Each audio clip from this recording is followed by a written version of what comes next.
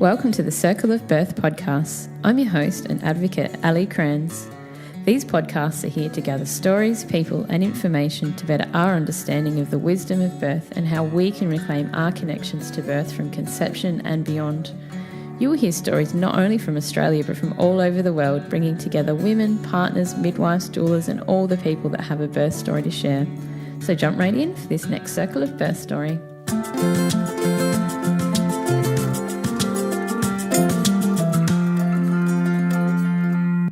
Welcome to episode 16. I am feeling very aligned with this podcast and this journey from Avalon from Blossoming Woman. Her absolute intuitive journey here is infectious and I want more of it. She shares with us today 3 birth journeys from a hospital birth at the 25 years of age that empowered her into the work that she's doing now. From there, she has 2 ultimately ecstatic home births and the last being an orgasmic, or like what I like to call complete surrendering experience. This woman is empowered and she certainly has got a gift to share. You will leave this episode feeling very ecstatic as her ecstatic birth experiences. So enjoy this story with openness and respect for our decisions, and from that we'll become stronger as a collective of empowered people. Thank you. Hi there, welcome. Thank you so much for joining us for the show, for the Circle of Birth, and I appreciate you taking the time to come and share your stories and your journeys with us. Hi. Yeah, you're welcome. It's such a pleasure to be here. I love talking about birth. Yay, that helps. So you've got 3 birth stories to share. Now you're got 5 in a blended family, and 3 births of yours. And yes. So what I would love to hear is of those stories and how that came into your journey and the amazing work that you're doing now, and we can hear more about that. So if you'd like to kick it off and be the storyteller, I'm here to listen. Okay, great. Thank you. Well, my birth stories kind of started, my journey with birth started really young as a child. Actually, I used to write books. I used to draw books, actually, picture books of pregnant women, and every page their womb would be getting bigger, and they would have like a cutaway view, like you could see the womb and the placenta and the cord, like full detail. Wow. And how old were you? About 6. Oh, that's amazing. Yeah, yep. And I used to draw them all the time. And my mum, I remember she took one to her doctor because mum was like, just go to the doctor every now and then. And he was like, wow, pretty blown away. So it was just something that I was really into. And my games always involved giving birth to dolls. I'd get on the floor and give birth to the doll coming out my skirt. So you weren't like cutting Barbie's hair, you were like making them. I was cutting Barbie's hair too. Oh, yeah, cool. Yeah, but yeah.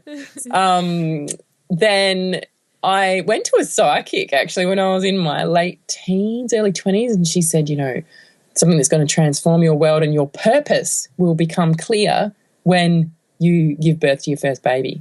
And at that time I was a little bit kind of like, as a late teen, kind of not really even thinking about my purpose. I was just like, give me some guidance, what's happening in my life? So I kind of heard that and then just dropped it and just carried on life. And I knew that eventually I'd give birth and stuff, but I was pretty much big party girl at that time and ended up going traveling around the world and met someone, and then he was a DJ and we did a lot of psytrance festivals, and him and his partner and myself, we decorated festivals and we travelled through Mexico decorating festivals. And there was one particular festival, I ended up in the morning at sunrise on the beach, and I just had this really cosmic experience, and I felt like my womb was being implanted with life, like from the sun. It was like really kind of psychedelic. And then I had this feeling like my baby's about to land in my life, and it was really powerful. And within about a month or so I'd conceived my baby. Wow. And So that was really, I was in Mexico at the time. It was like, and all of a sudden, you know, my senses were super heightened, and Mexico is really quite a polluted city, Mexico City. And I just had to get out of there. And I changed all my plane tickets and spent all this money because I just wanted to get out of this city because I couldn't cope, you know, with like dry retching just walking out the house. And so I ended up, eventually came back to Australia, landed 3 months pregnant, and I was feeling really good. And then I didn't know really what to do. I'd never been pregnant before, and, you know, like never needed to figure out what I was going to do. And didn't have any friends that had babies. And I thought, well, I'll go to the doctor to tell the doctor I'm pregnant, even though I hadn't even had a pregnancy test or anything. Went to the doctor.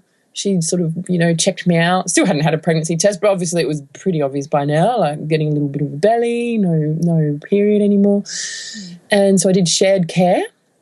So she said, you know, you come and see me for your visits, and then your last few weeks you visit the hospital and give birth in the hospital. And I thought, okay, cool.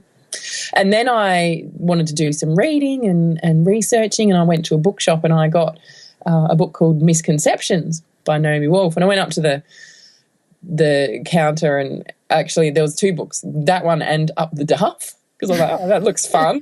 And so I got those 2 books, and the guy at the counter said, are you pregnant? And I said, yeah. And he goes, well, don't read that book. He was pointing at Misconceptions, and I'm like, okay, there's something in this book that I need to know. So I just devoured that book. It was so interesting and really highlighted the state of the birth industry, you know, and how much disempowerment happens. And I was like, shit, like I'm just in that, like I'm going to birth in hospital and questioning a few things, but still felt in myself totally confident about birthing naturally. That was my journey. Like I never even thought about any other options, really.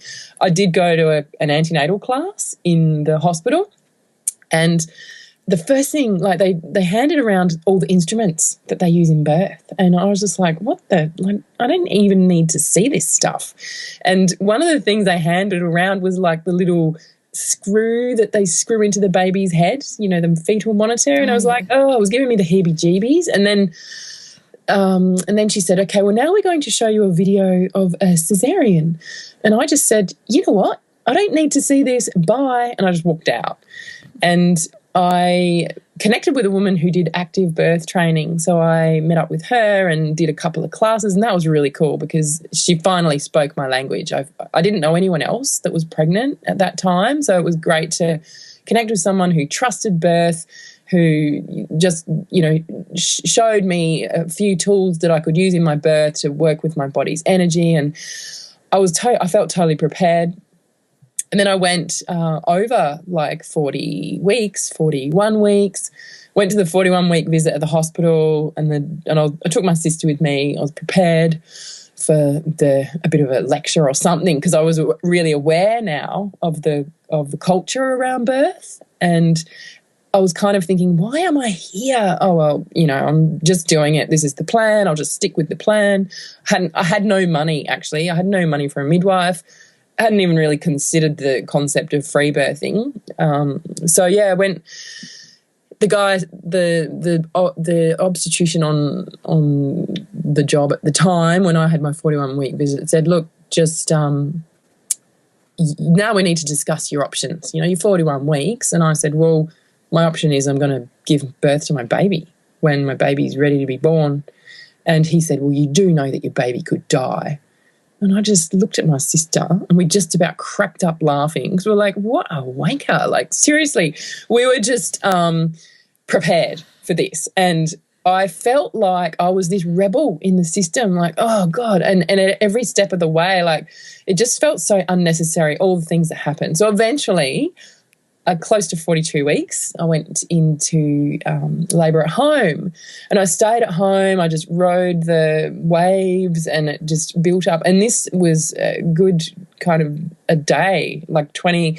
The labour from beginning to end was 27 hours. So I just rode the waves of it. And a friend was arriving from Japan that day, so I got in the car. We went and met him at the airport because it was really gentle labour at first, and started picking up. And that later that evening, it really started kicking into the next level. I was like, right, okay, this is it. And I felt so alive and I was really into it and had this distant idea like, oh, yeah, I better call the hospital. I want to make sure I get a room with a bath. That was my main thing. So I was living in a little place that didn't really have a bath. And that was actually something that was appealing to me about the hospital birth, was that I would be able to have birth in water there. So rang up, reserved me a bath room, and then I just went into the zone. And I remember this point, like the contractions, which I prefer to call like rushes, the birth rushes, were so powerful, and just I got to this point where it was like, oh my God, these are just so full on. Like, this is the most powerful thing I've ever experienced in my life. And it is huge and it's bigger than me. And you know what? I don't care if I die or whatever. I am just giving myself to this. It was this total point of where I could have just freaked out because it was huge, or I could have surrendered. And I chose to surrender. I remember that moment so powerfully. And I just started crying because it was so huge. It was like, wow, I didn't know anything about surrender until this point. Until then I was fairly in control of my life, even though it was pretty out of control. But this was whole next level. So totally went into it, and then it was like, whoa, just riding that birth and roaring and, groaning and moving and total primal animal, like just right in there. And then got to the point, it was like, oh, I think probably have to go to hospital at some point. Couldn't we just stay here? I just didn't want to go. Anyway, decided eventually, okay, well, we'll go to hospital, get up and get in the car, which was the biggest pain in the ass ever. Get in the car, have a few rushes in the car, which was so uncomfortable. Get to the hospital, eventually find the door, which would let us in because it was like middle of the night, 2 a.m. or something. 3 or 4, something. Got in there, go into this room. This midwife says, all right, sit on here, take your knickers off. And she just sticks her finger up. And I'm like, all right.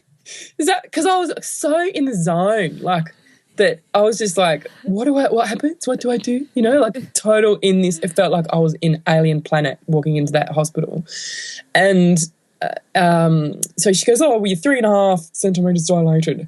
And like, I didn't even care. Like, I didn't even think. That number went in one ear and out the other. And I'm just like, well, just give me the bath. Like, that's what I'm here for.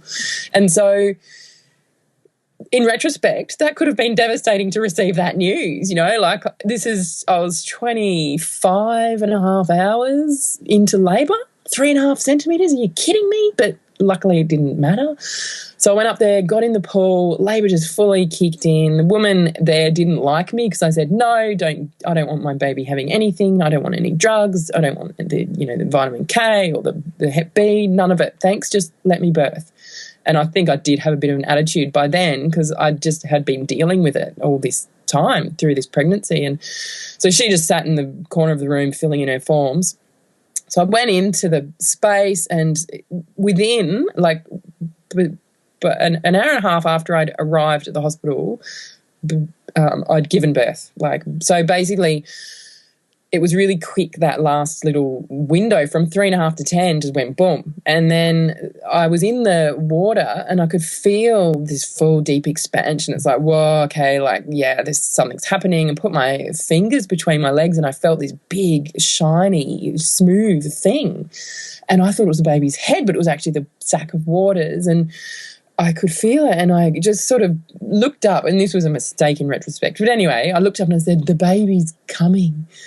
And the midwife jumps up and she goes, oh, no, you can't give birth in the water. And I was just like, what? Huh? And so she grabbed my arm and she got my partner to grab my other arm. She goes, out you get. You can't give birth in there. And I was just like in this total twilight zone, like thinking, oh my God, like, what's going on? So I get up, I've got this sack of waters like coming out. So in my mind, birth was happening and I was about to birth my baby in the water, right? Next second, she gets me out and she goes, I need to pop the waters to check if you're dilated. And I'm thinking, baby's coming out, whether you think I'm dilated or not. So she did that. She stuck her little needle thing, hook thing in the waters, and then it just gushed all over the floor, big splash. And I just felt so disorientated, like my whole world was spinning. It was like, what the fuck's going on here? Like, whew, splash with water, suddenly out of my own flow, right? Because up until that point I was, besides the slight interruptions. So she's like, quick, we need to get this baby out. The head's on the cord. So because she'd popped it and the baby had dropped and dropped onto the cord, so the cord was being compressed all of a sudden. So there was all this panic. Get on the bed. We need to push this baby out. So suddenly all these people in the room, and I was just like needing to push this baby, and I was wanting to not push. Like I was wanting to just let my baby birth, but there was all this panic. So anyway, I got up there and I pushed myself purple, and I pushed my baby out. She came out. As soon as she came out, they put her straight on the scales, which were right there. And I just went, give me my baby. Like it was this raw kind of vicious, like, fuck, I just birthed this baby, give it to me. And so obviously that is going to screw with my hormones. So instead of the love and the oxytocin and the bliss and the baby comes on and everything's all good, it was like this shot of adrenaline. So then I just bled heaps, and they're all like, oh, how much do you bleed? Do you get heavy periods? And I'm just thinking, God, what planet are you on? I've got a baby in my arm. I couldn't give a crap about that. So they gave me the baby straight away, like after the moment of weighing. And so then I was bleeding, and then they gave me the injection, and then so it was just this kind of like kerfuffle, right? But I did birth naturally, and my heart expanded, my whole world transformed, like that's what birth does. I loved it, just loved being a mum. I had a lot to process after that, even though, compared to other people's stories, there's a lot of trauma in birth, and that's pretty minimal. But for me, it was huge because my beautiful water birth in the cool baby was ripped out from under my feet. So it was sort of, instead of that beautiful, peaceful birth, it was a birth in panic at the end. It was other people's panic. I wasn't so much in panic, but I was kind of at the whim of that system.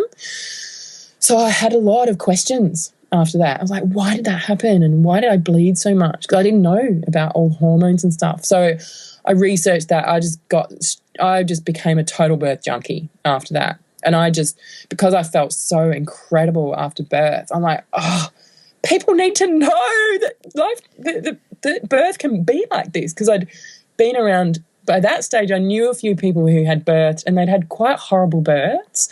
They'd been induced, and that was why I was so determined not to be induced. They had, all sorts of interventions. So considering, my intervention was getting out the water and having my sack of waters popped. That was pretty much the intervention, which was pretty minimal.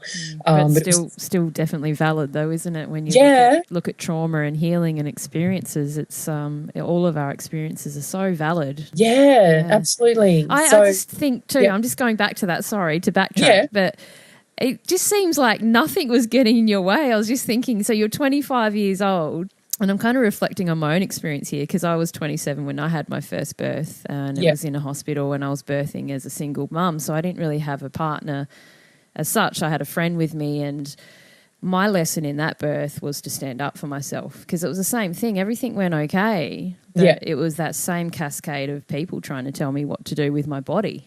And I had to learn that from that birth. And I love your whole leading up to that. Like, no one was just getting in your way with that. So that probably helped a lot. Yeah. And I love that mama bear, give me back my baby. I know that feeling. Like at that time I knew that some part of my path was to do with birth, like empowered birth, and especially, helping women to have a strong voice in there. Because if I had a stronger voice, and if I'd known my options, I would have said, I wouldn't have let them get me out the pool. I probably wouldn't have even said the baby's coming. I would have had the baby, So that was my initiation into birth. Second time round, not a doubt in my mind I'm totally having a home birth. Mm-hmm. There's no way I'm going to walk out my front door again when I'm in labour. How many years after your first baby was your second pregnancy? They're 3 years apart. And it was interesting because I split up from that partner as soon as pregnancy happened, as soon as the baby came. He was from Canada. We met in Canada. That's where I was, traveling. He came back to Australia. Then when he landed here, things just kind of like turned to crap pretty much with our relationship in a way, and it just got worse after the baby came. And it took me a year and a half to actually leave him, but it got so toxic, and he was constantly angry and criticising me and putting me down. It was very abusive, emotionally abusive, and I eventually left him and I became a single mum. And then I did a whole heap of study in personal growth, and one of the things was holistic psychology.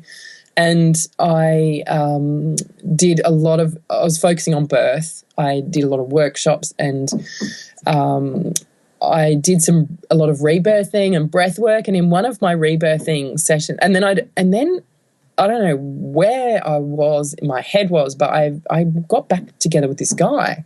I kind of know, because he was saying, look, things have changed and I won't be like that anymore. And I just fell for it, hook, line and sinker. And also in the back of my mind I was like, well, I'm really ready to have another baby, and it would be quite convenient to have a baby to the same dad. So, we got back together, and I was in the middle of having all this healing, and I had a breathwork session, and my whole body was cramping up. There's a condition called tetany, which is when you're in resistance, and I was in resistance about timing in my life in this breathwork session. So it was like my whole wrists and hands were all cramping up. My whole body was starting to buckle up, and I was like, what's going on? And I knew that I was holding on to something. And what I was holding on to was because I wanted to finish my 2 years of holistic psychology before conceiving another baby and having my next baby. I had this idea in my head. And it was like, all right, I'm controlling the timing. I'm trying to control the timing. All right, I need to just surrender, right? So when I finally said, okay, I don't need to control the timing, I can let go of the timing of when the next baby comes into my life, because that was really alive for me at that time, because I just got back together with this guy. And as soon as I did that, my whole body relaxed and surrendered. I felt really this warmth rush through me. And then I had this visitation from the soul of my next baby, who said, now you've made the space for me to come in. And I was like, wow. It was so profound. I was in tears, and it was this amazing moment. And then I had a workshop that weekend with Sunny Carl, who wrote Sacred Birthing. Yes, I love her which is book. like my Bible. Yes. Yeah. Oh, I love that book. I know. And I went to this workshop and did all this clearing, like her whole Sacred Birth workshop, and met her, and bought her book, and she said, and she wrote in the book, you have a very productive life ahead of you. And I was like, oh wow, it was all happening. And then I fully consciously conceived that baby the week or two later, and could see the whole thing happening in my body. I saw the spark of life, and the everything was like, I've just conceived a baby. This is amazing. And no doubt at all. And there she was there. Right. So then called a midwife. I had a cup of tea with her one day. That was the entire care of my pregnancy.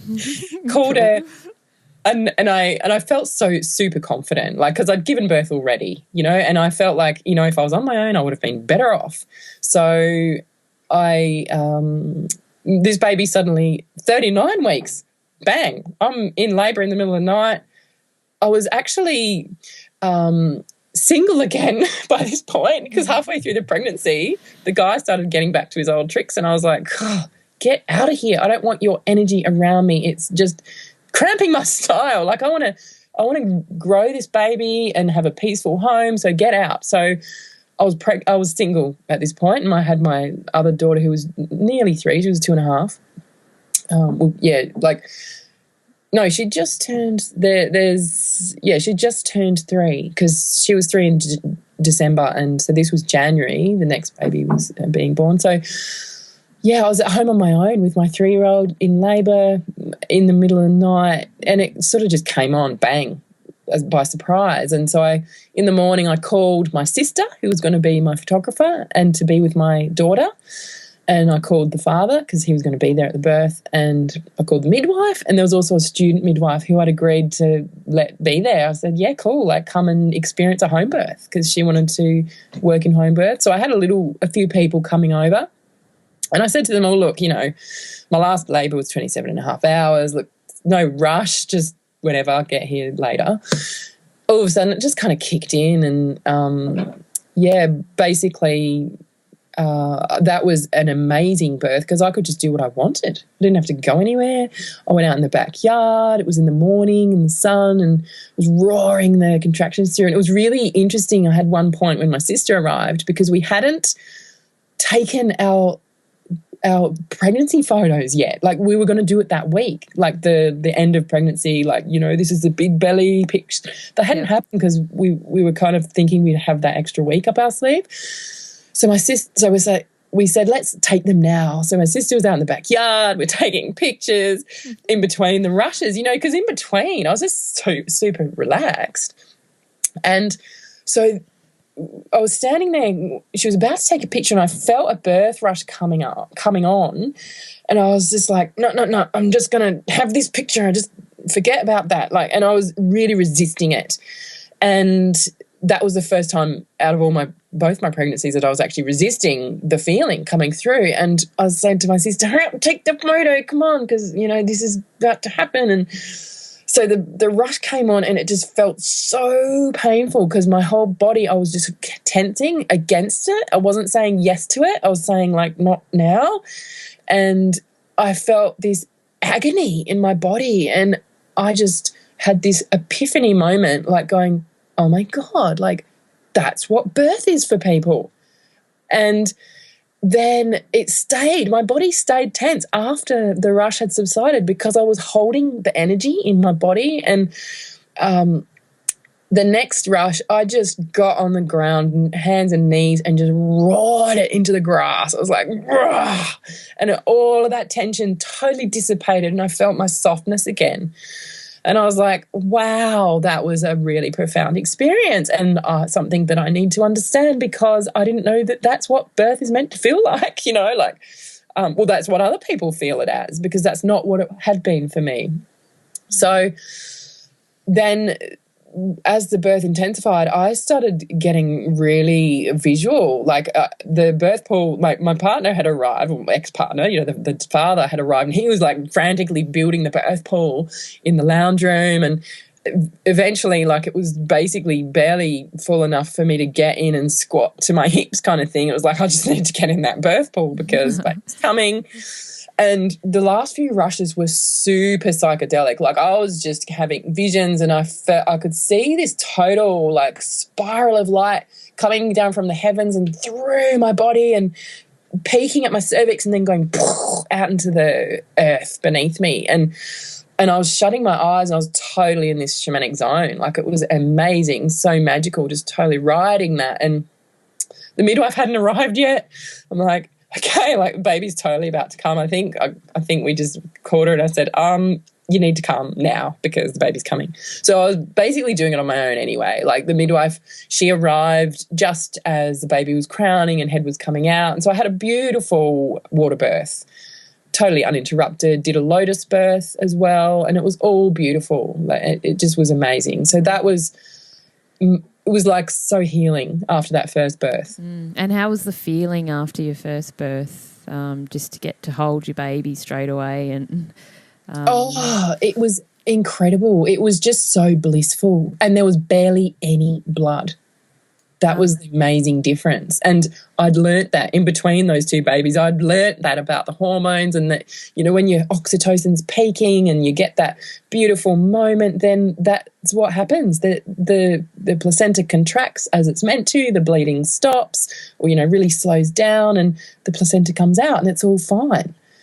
Because in my first birth, the placenta took ages to come out, and that's why they gave me the injection, and I kind of pulled on it a bit, and, you know, there's all this crap going on with that. But I'd since learnt better, so it was amazing to just have those experiences and see the difference. And did you do any in between the first and second birth? Did you do any like I know you did a lot of research and you became the birth junkie. Did you do any classes or sort of workshops or that type of thing? No. Well, I studied birth and I focused and I got a distinction in birth in my holistic psychology studies. Okay, great, yeah. Yeah, so I was like right in there. Like I was looking at the spiritual dimensions of birth. I had Sunny Carl's book. I'd done her workshop. So, yeah, like I had just really journeyed quite deeply into my research of birth during that time.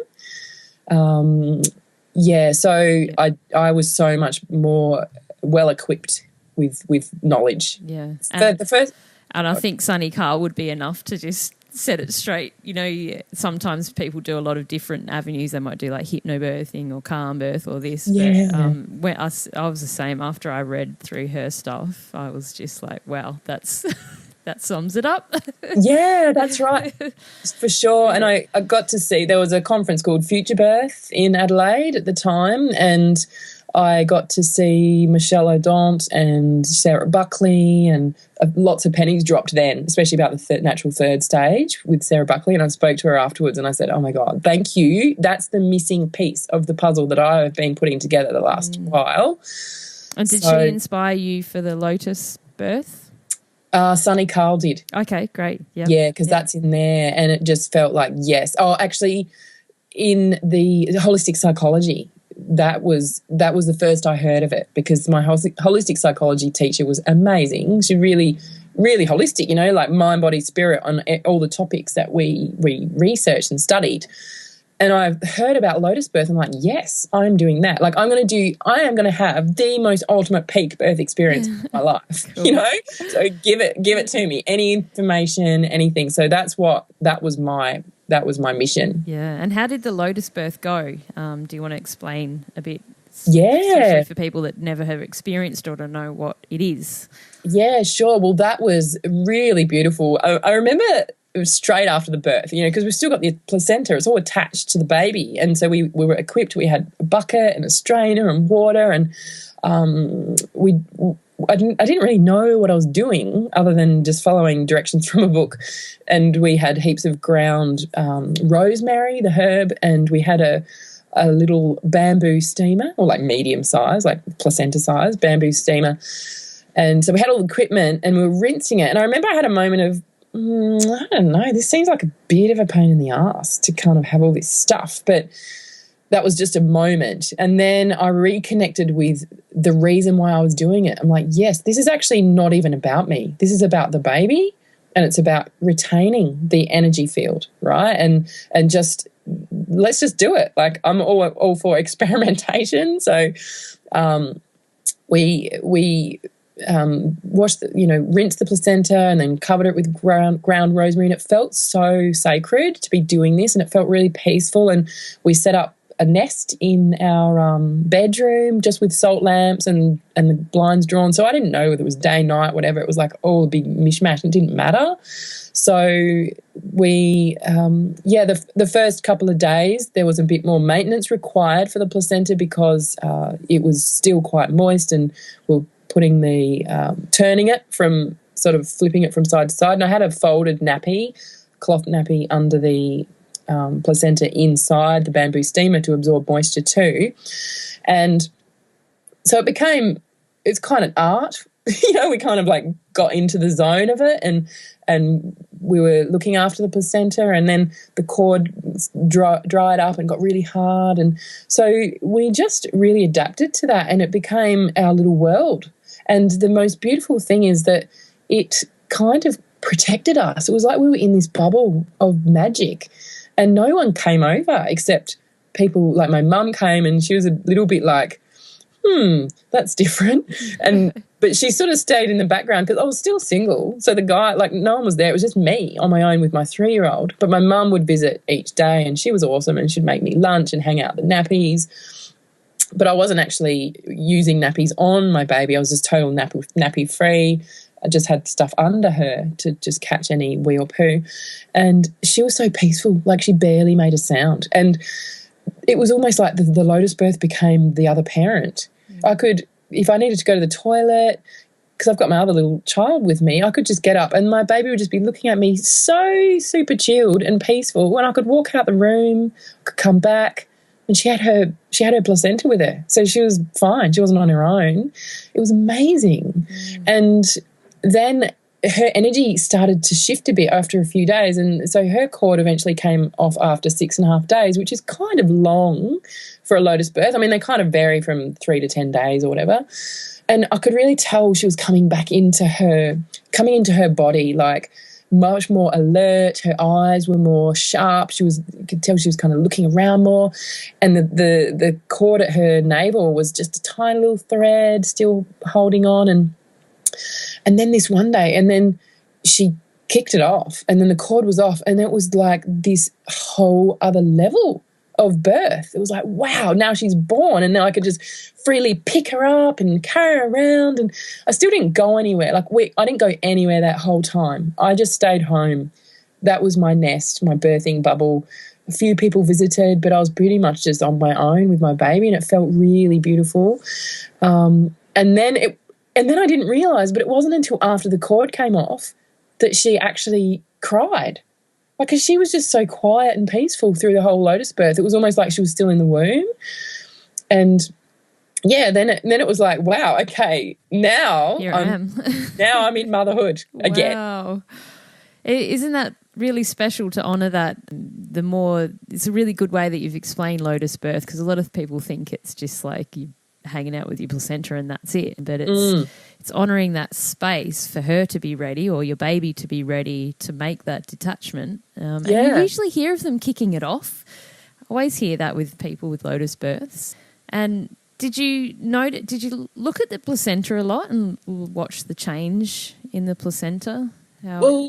Yeah, I mean, I was still each day putting a bit of rosemary on it, and so it was shrinking. It was just shrinking and dehydrating each day, getting smaller, and it was hot, like it was total heat wave in Adelaide. I think it was like over 40 degrees for a few of those days, so it was perfect weather for it.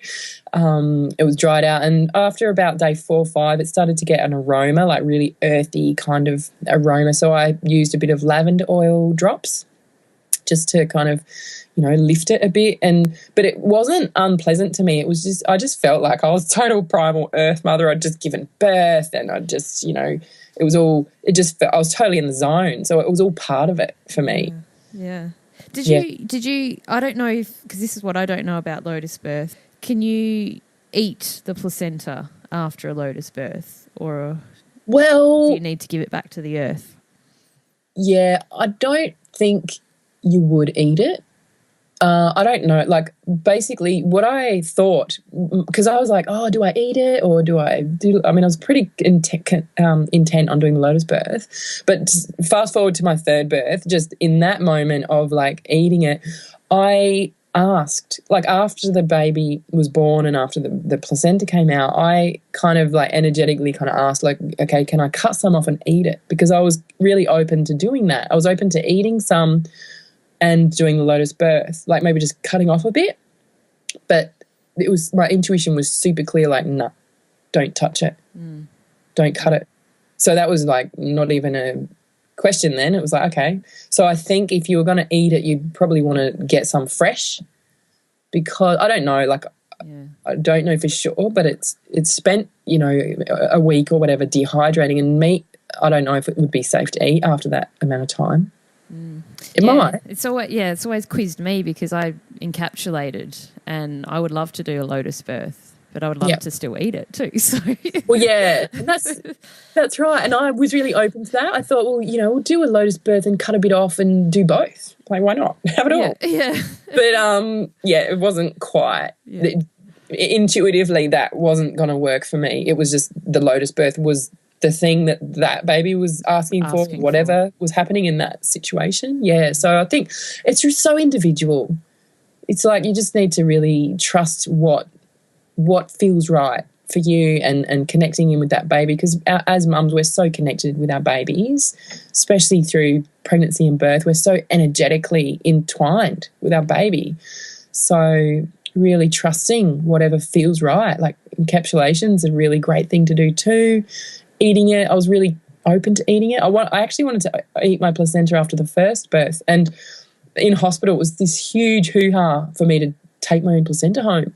I had to fill in a form about it being a medical product, and I need to sign that it was going to be buried 6 feet under, and I'm like, yeah, whatever, sign, you know. Yeah, I had the same experience. So as much as I needed to learn about sticking up for myself, that's obviously what I needed, was to take it home and be with it, because I went through the same thing. I was so adamant that I was going to take it home, and they just got so frustrated with me, and I was like, no, I am taking that with me. Yeah, yeah. So heading on to your next birth, which I read the story, and I'll definitely link to it from your website, which is just so amazing. I just got, your style of writing is just brilliant. I got right into the whole story there. So do you want to kick into that one? Yeah, well, that just takes it to the whole next level, you know, like when I was single for 5 years between partners, and I knew that I'd have another baby, and I was not going to do that unless I met with someone who could totally embrace it all the way. Like, I wasn't going to go through any crap like I had with my other guy, you know, with crappy stuff going on. It was like, it's all or nothing, right? So I met, eventually, that's a whole other story itself, to actually attract the level of love that I'm living in now. But we met, and we both had so many aligned visions, and all about like how parenthood, like how the way we raise children can transform this planet, and the way we give birth can transform this planet. And he'd had a different experience with his earlier children, because he had 2 children already. So he was a single dad. So I met a single dad with 2 kids, which was just like perfect, because I had 2 kids. And his birth of his first 2 were quite medicalised. And so he was really open to this idea. And even though we were both like, I suppose he was a bit like on the ride, and his soul knew that it was a journey, but it all felt a bit quick. So within 3 months of getting together, we conceived our baby. And that pregnancy, because I was in such a deep loving space with this man, it was, for the first time, I wanted to share this with someone, because before I'd basically done it on my own. So this was next level. It's like, oh, well, how do I, and that did my head in, actually. It's like, how do I include someone in this? You know, this is me. How do I expand and have someone else be part of this journey? So he's a relationships and sexuality coach and educator. So he had been doing training, and he was actually doing his studies at the time when I was pregnant. So we couldn't find much information on sexual healing with pregnancy, because I knew, like, if I was going to take my birth to the next level, I was just going to need to clear a lot of stuff that I had been carrying. Like every woman in our culture, or probably every culture really, carries sexual tension, unresolved stuff. Like we're very receptive, so it all just kind of lodges in our reproductive area, and that can create a lot of tension and emotional blockages and stuff all sitting in there. So I wanted to clear all that, because I was here to have the next level ultimate birth experience. So that was the journey of that pregnancy, was a lot of sexual healing stuff, a lot of the next level emotional healing, so that I could become a truly clear vessel for this birth energy to flow through me and just take it to the next level. So, and I teach people how to, what I did. I just go, well, this is the path I took, and this is the pathway to have the ultimate ecstatic orgasmic birth, if that's something that you want to try out, So by the time we chose to free birth this one, we're like, we don't want anyone interrupting us. We don't want any, bystanders looking over. We did have the 4 children, and we thought we totally stepped into a space of trust with it. We thought, if the children are there, they're there. We did have someone that we could ring up to come over to be with the kids if we felt we needed that. And there was I rang her to let her know that we were going to have our baby. It was the middle of the night, and her phone didn't answer, and I just thought, it's fine, the kids are asleep. And that was my vision. Like I really get the power of visioning and stepping into that vision. And in my vision, the children were asleep and we birthed in the most sensual, ecstatic way at home. And I didn't know about this kind of birth. It was just this intuitive thing inside me. Like, I hadn't read about it, or even the birth stories that I'd read that were orgasmic didn't match the vision in my mind of what that actually looks like in terms of being in a really intimate, loving space with my partner, sharing the birth space together. So when we went into that space, it actually started, we were in bed and he was caressing my body with his fingertips and I was getting these rushes of pleasure through my body. And then they started to deepen into my womb. And it was the exact day that I'd predicted months earlier that we would be birthing, because it was a full moon. And it was exactly 10 moons after conception, because we conceived consciously and I'm like, we're going to birth on this moon, on this full moon. So it was like really cool to go, right on time. That's so awesome. I know. It was so cool. So, but we went to bed thinking, oh, nothing's happening. Oh, well, it didn't matter. We weren't attached to it. But yeah, it did start to happen. And so then we needed to get up, and because we're on our own, we need to set up all the space.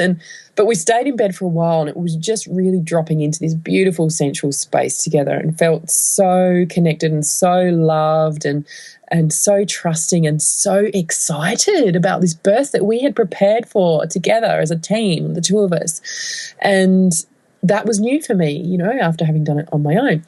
So we went out, got everything sorted, and the birth rushes, like this time, I was just totally in the zone, no interruptions. I didn't have to call anyone. I did make that one phone call, but it didn't go through anyways. It was like, it doesn't matter, the kids are asleep. And each rush just felt like my whole being was just dissolving into the universe. Like, it was amazing, and it was this total pleasure. And really, my partner was with me. He was kissing me in between. We were hugging, and like even during or whatever. It was all this big love space. We were just totally loving each other up.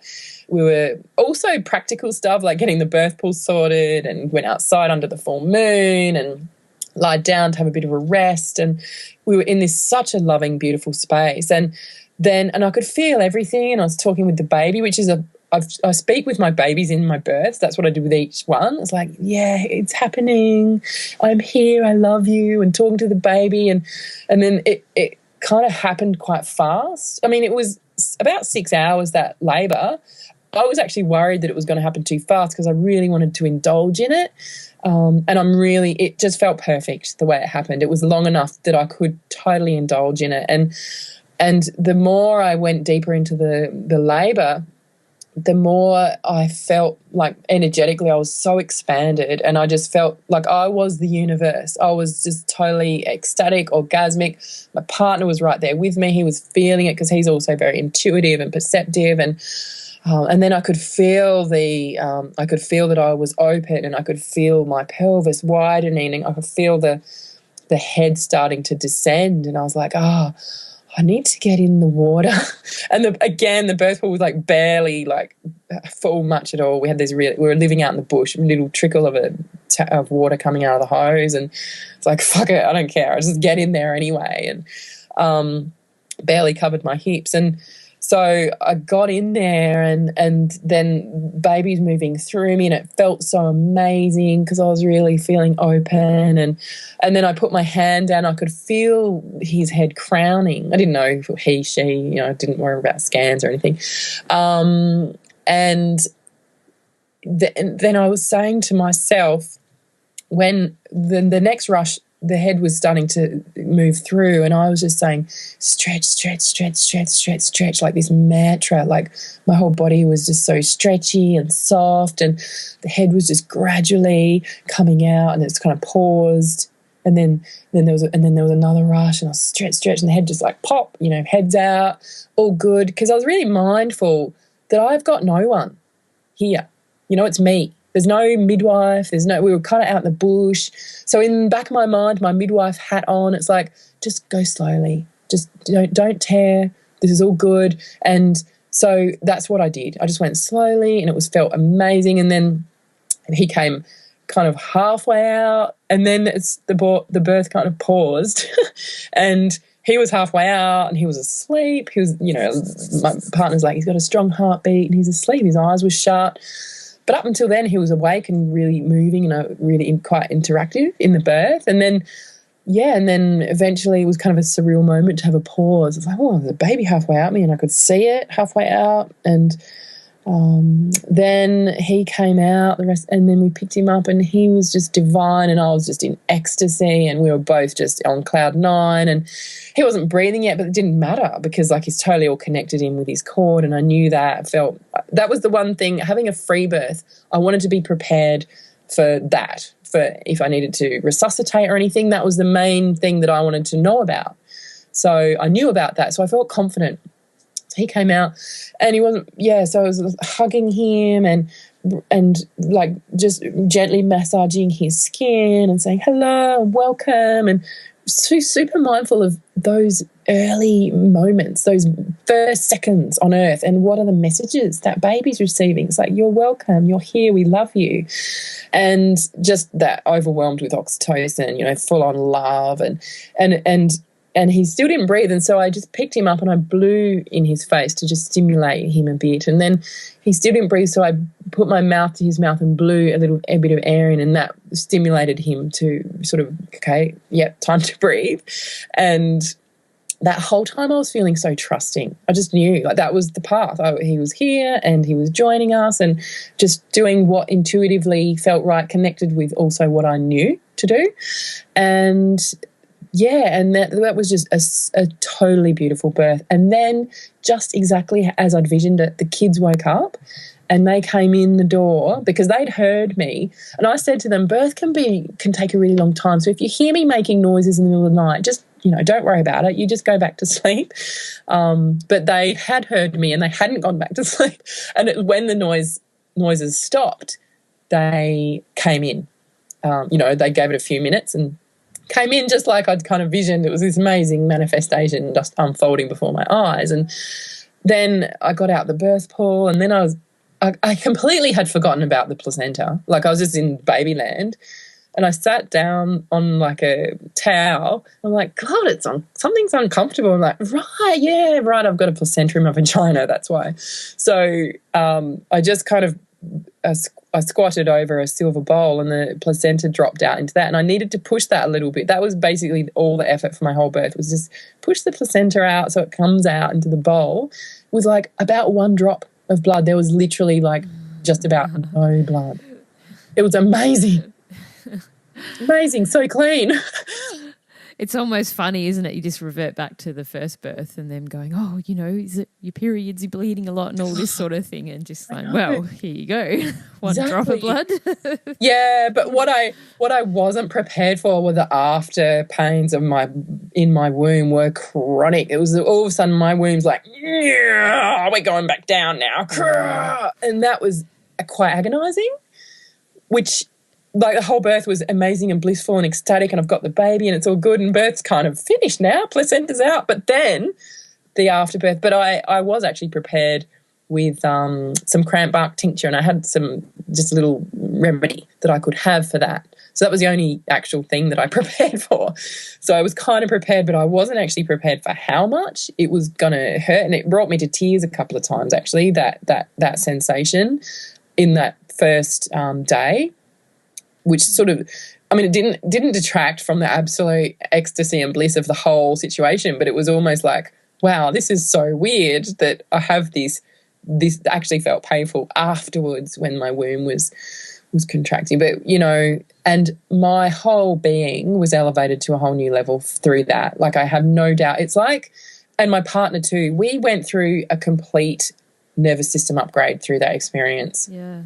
And it's like I was just thinking about your partner there and the healing or the reprogramming or whatever you like to call it that he got, because you had to you taught yourself to allow him in, and you're in this together, and it's like you both just got this massive transformation together. Yeah. It was huge. Yeah. Well, his 2 other babies were C-sections. So he was kind of like, get out the way, mate, we're going in, you know, like so he had a lot of massive healing for him. And so he didn't have any sort of fears, or did he describe any after the birth, like when you were debriefing, did he have any point where he felt the fear surge up or something come into the birth where he had to sort of quickly work on it, or he was completely clear and he was going? He was completely clear and present with me, just like we had been through the pregnancy because he facilitates sexual healing stuff and tantric bodywork, and that requires someone to be fully present to another person's process without tangling it in with any of your own stuff, just be really there. And that's how he was just 100% present in his love the whole time. Wow. I'm thinking too of that moment too, and bringing up fear and being in a space that you created or you guys created in that moment when he didn't breathe for a while, and you blowing that breath into his face wasn't a breath of like, oh my God, I've got to do something. It was more of like, hey, come on. Whoo, here I am. Come on, it's time now. Like it was so kind and gentle. And I know I sort of reflect on my second birth, which was at home, and it was that same thing. My daughter didn't breathe for quite a while, but no one panicked. It was just more of that, when she's ready. And it's so much nicer to bring that first imprint of a child, essentially out of the womb into that space where it's like, come on now. For sure. And actually I had an experience of that because I'm a birth keeper, so I support women in birth and, learning how to have this kind of a birth. And I supported a woman in hospital, which was a little bit apprehensive about, but I thought, you know what, she's asked me and I'm going to go in. She was going to have a home birth originally and have me there. And she halfway through, she did a shamanic journey, and she kind of, it was really interesting. And she plus she was living in a caravan with no running water. It was like, okay. I supported her in hospital, and she went to 43 weeks, which with my support, she was totally getting major pressure to induce her baby by then. So 43 weeks she went in naturally, and I went in with her. And so she was considered high risk. So they said, look, you can't go in the water. So as soon as they went out the room, we just filled up the tub, put her in the water anyway. Mm-hmm. And at the end, when the baby was born, there were two midwives because it's a hospital policy and they need two in the room. So he came out and he wasn't breathing. So one of the midwives said to the other, quick, cut the cord. We need to go resuscitate him. And I just stepped in. I said, no way. Don't cut the cord. Put him straight on mum. So I just kind of took over, and this woman was in my trance. She just went, oh, okay. So I sort of took over and put the baby on mum, and then we welcomed him in. It's like, hello. And the mum was quite oblivious that those few seconds had happened because she was in her own kind of zone on the other, at the head end. And so I put the baby in, and again, very gently, hello, welcome. And she was just so blissful and so happy. And we gently massaged him, and then he gradually started breathing in his own time. Yeah. And I really had a lot to process after that, because I just thought, oh God, like that, they were literally about to cut him off from his life source, take him off to a bloody whatever they were going to take him to out of the room. And yet, how different is that an experience compared to being on mum and waking up gently? Yeah, there's a lot to say, I suppose, for the policies around that, and it'd be great because there's a lot of resuscitation techniques that you can do on mum. Yeah, exactly. Where you don't need to cut the cord straight away. The basic resuscitations before you need to make the next analysis of what next can be all done on mum. Well, it's based on, so fear-based. It's like they're worried that they might get in trouble and they've got all things. So, Yeah, and it's so hard for these midwives. I just really put it out there for them, the ones that are trying the best because they want to do the best for women and serve them. But that fear, it's overriding. Yeah, and they're bound by hospital protocol. They're doing their job. Yep, that's right. That's it. Yeah. Wow. So tell me about how these births, and when did Blossoming Woman start and your work that you're doing now? Yeah, well... Tell us about that. Before Blossoming Woman, it was Bongo Baby. I was doing... Oh, I love it. Yeah, I was doing EC clothing for babies. Well, because I'm a costume designer from my before kids. So I used to make like costumes and all sorts of things for TV and everything, right? But so kids come along and it's like, oh, well, I'll make baby clothes now. And so I was making organic and handmade baby clothes and EC wear, and it was Bongo Baby, and I had a website, and I was on forums, because back then, this was like a long time ago, over a decade ago, Yahoo forums were pretty big, and I was quite active on the EC support and natural parenting stuff.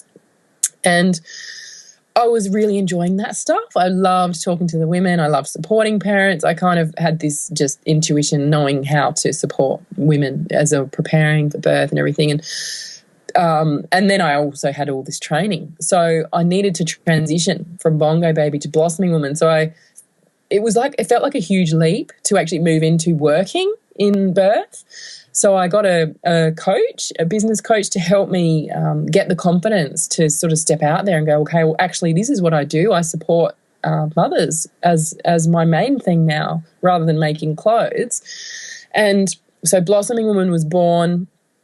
Actually, I knew that I was going to do that business, but I didn't know what it was called.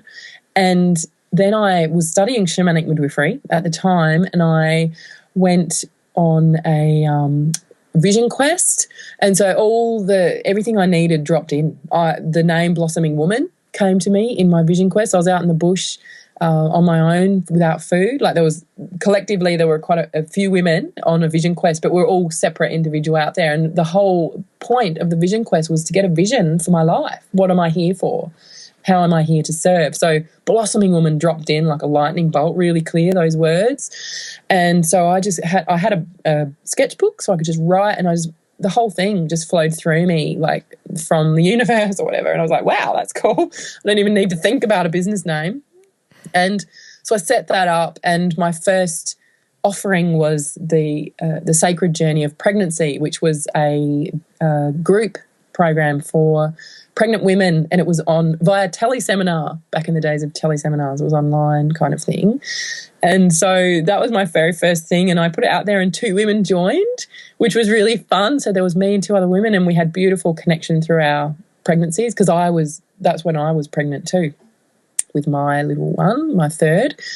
And then I just started getting out there more. It wasn't really until after the birth, because my business was kind of born with my pregnancy and my birth and everything all at the same time. So I wasn't really that focused on business, although I was clear about what I was doing, because I'd had that full download at my vision quest.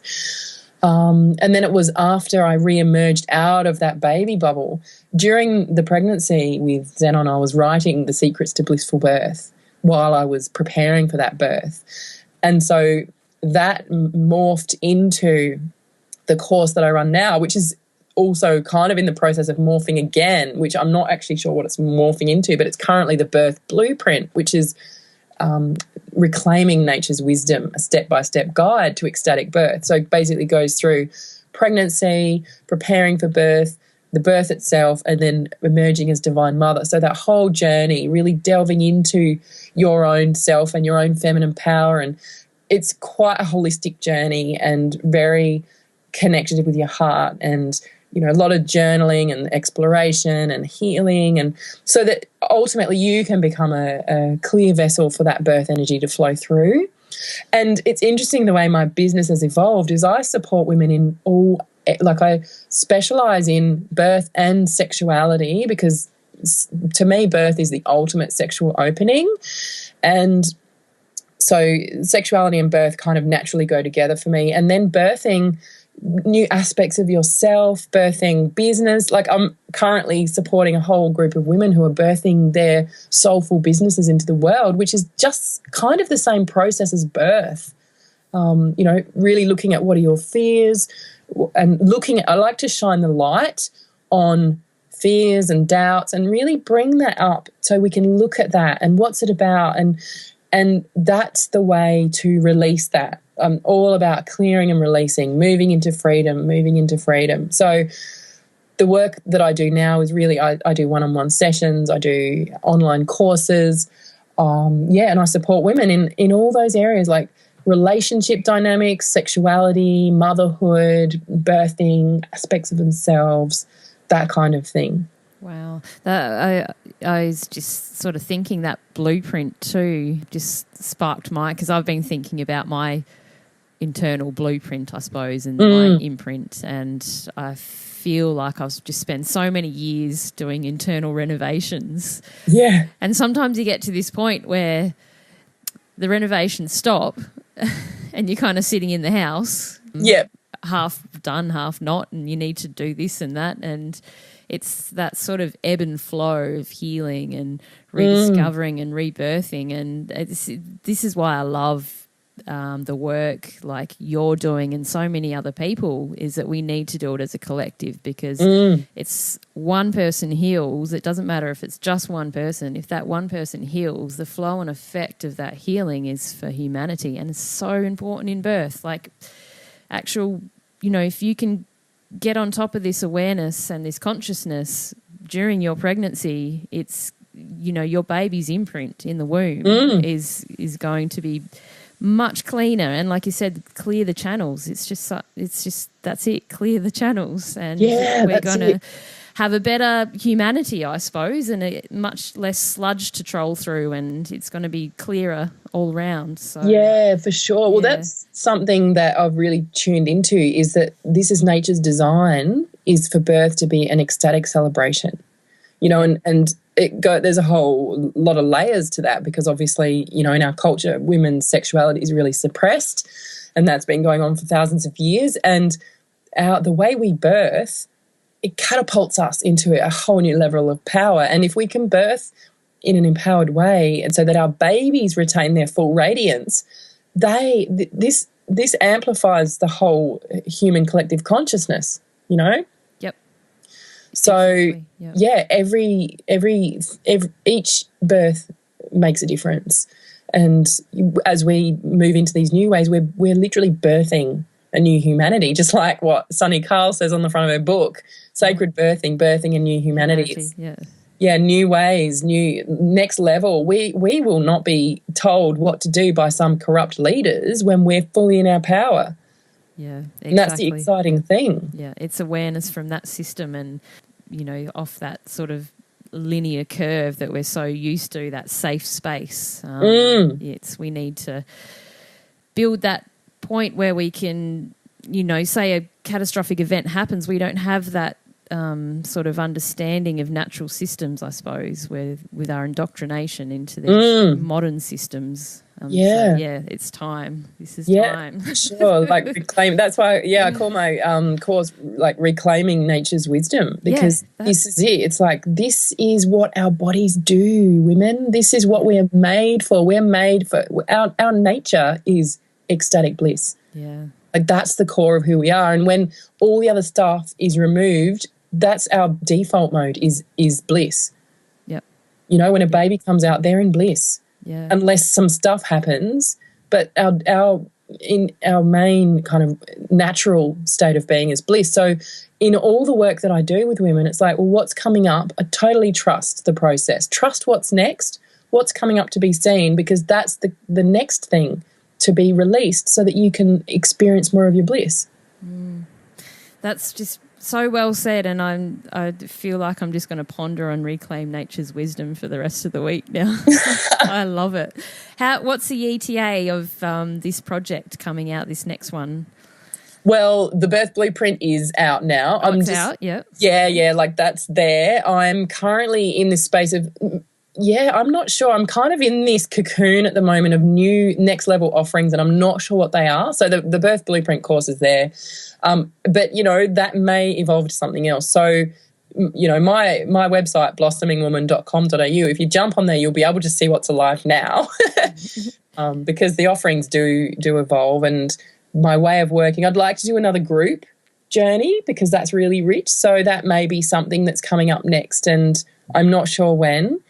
So I'm just kind of sitting in the mystery at the moment. So stay tuned.